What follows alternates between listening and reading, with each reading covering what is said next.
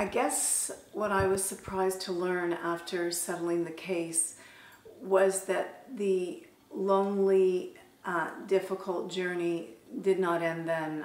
I think many people thought, you've been victorious, this is a major win, it's a landmark win, but it was just the beginning of a whole new journey of reflection, loneliness, the absence of vocation, the absence of being in a community. It's been very difficult. Has it had effects on you physically?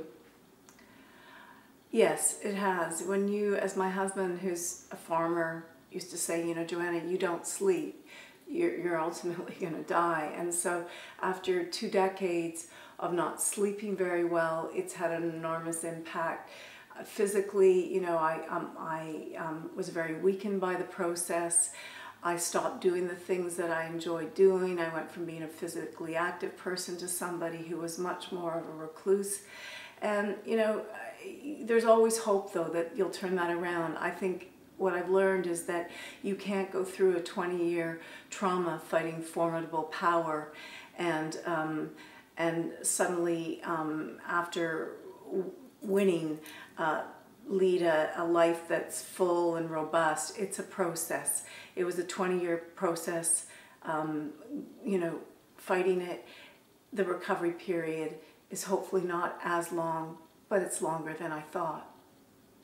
Has there been any positives out of this experience for you?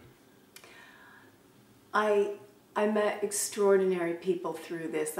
People from all walks, the experts in the field of whistleblowing, my colleagues and lifelong friends at the Government Accountability Project in Washington, people in Canada. There's nothing more heartening than going to speak to university students or high school students or people in church basements and realizing that they deeply care, they are connected to these issues, and they're highly supportive. So through the days of darkness and loneliness, what sustains you is knowing that the ordinary man, the public, cares and they're ready to support you.